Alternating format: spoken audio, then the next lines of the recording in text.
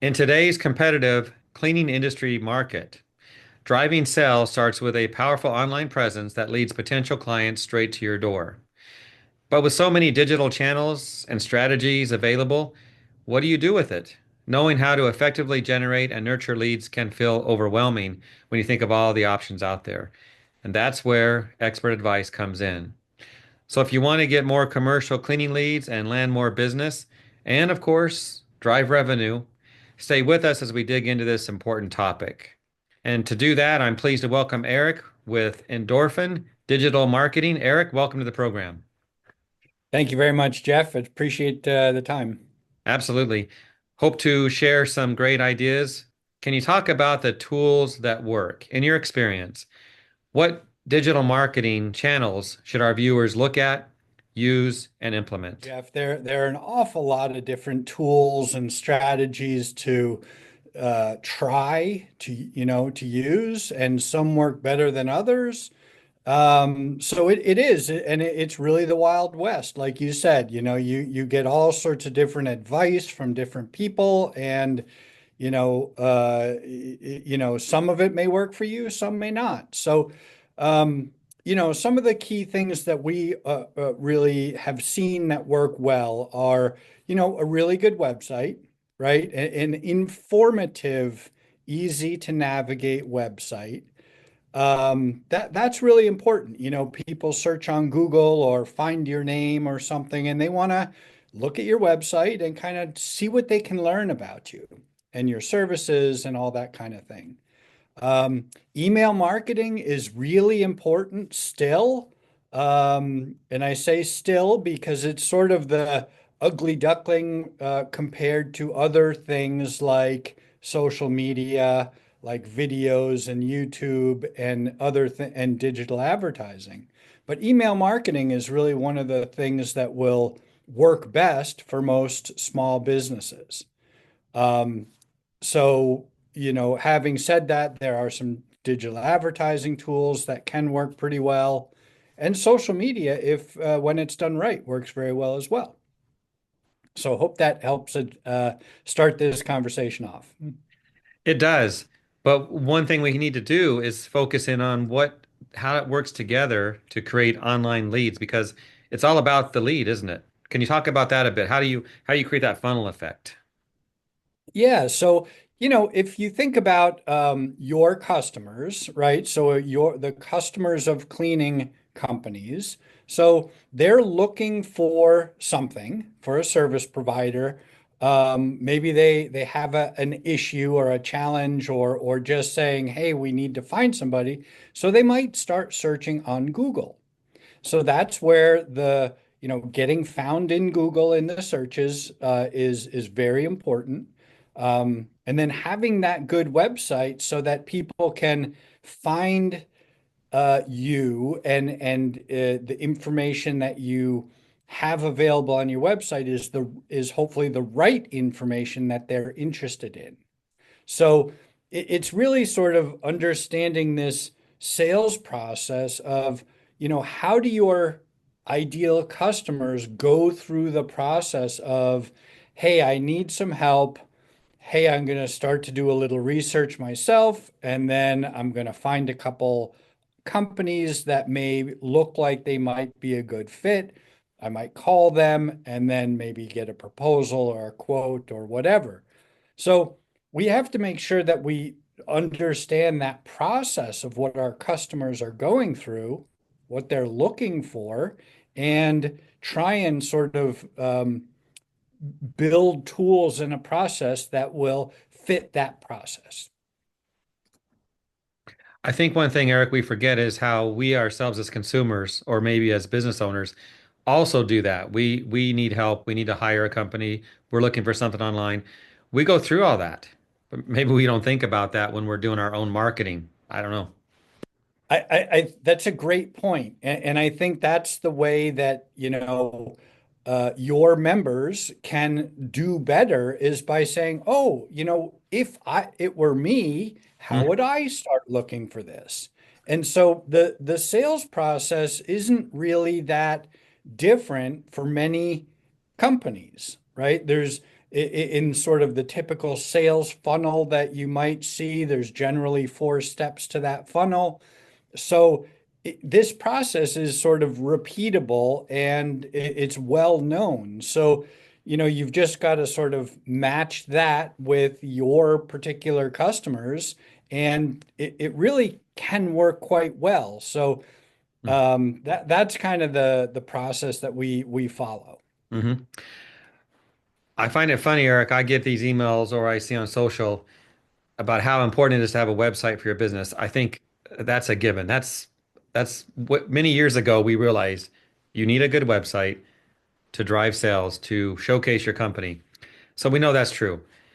What is it you're still seeing right now that those that may be offering like commercial cleaning services, businesses like that, what are they missing when they have a website? They need a website, but what are you seeing that they're lacking? Yeah. So there's a couple of things here. First is um, many companies, and not just cleaning companies, but many companies that aren't sort of overflowing with new customer opportunities. It's generally that they haven't sort of identified that ideal customer, and how do you speak to that ideal customer? What are their most important issues, challenges, needs, preferences?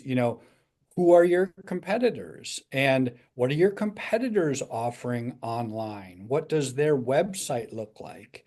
And that's one thing about digital marketing that I think is interesting is that we can sort of see more or less what our competitors are doing online. All we have to do is look at their website, right? So it's interesting in that way that everybody's work is kind of visible. Um, but again, I think that it's a matter of making sure that people are, especially business to business type sales, right? The business to business buyer is going to look, are you a successful company? Have you been in business for a while? Do you offer the services that I need? Do you offer them in my geographic area? And do you have happy customers that I can see? So reviews, testimonials, case studies, things like that, so that at least you can say, okay, well, this company looks like it's been around a while.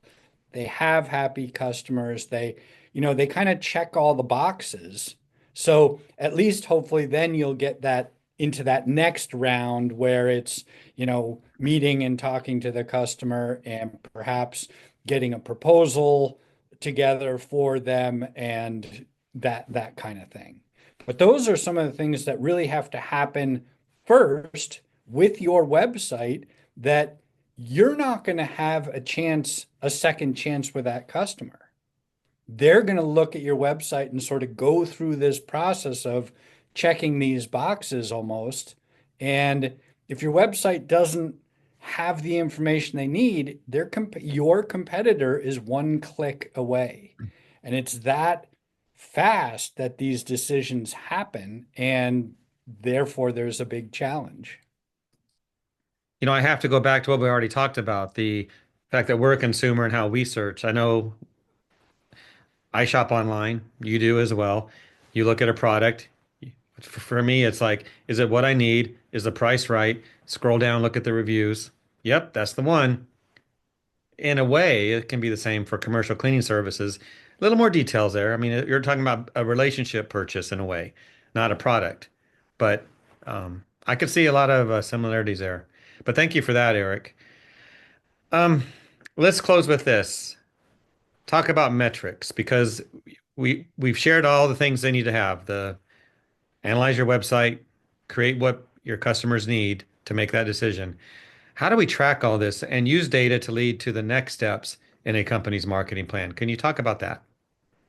Yeah, that's a really important part of digital marketing. And one of the things that I think kind of separates the really good marketers from the average marketers is that you collect the right data, and then what it says. You can interpret it to discover, who is my potential customer? Who's on my website now?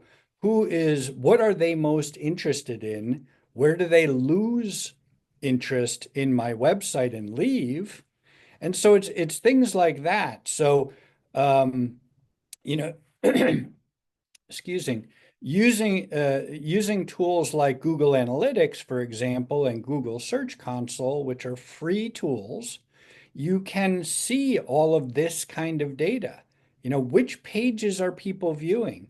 It's very much like, what they used to do, or maybe they still do in retail, is they watch when people come in the store and walk around the store, and they put things strategically so that people buy more stuff.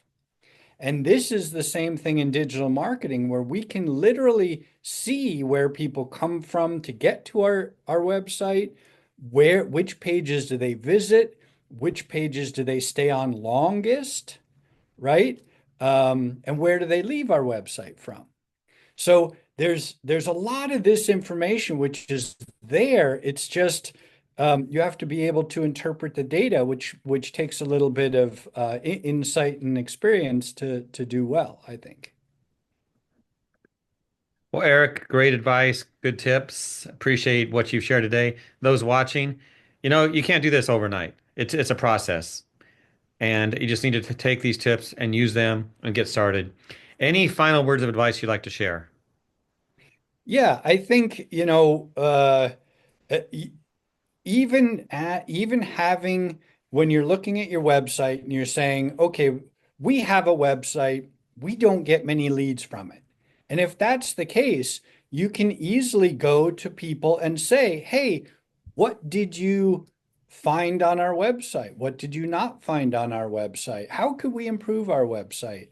And you can really gain a lot of information from asking your customers or other people about your website and how does it look to you, and questions like that.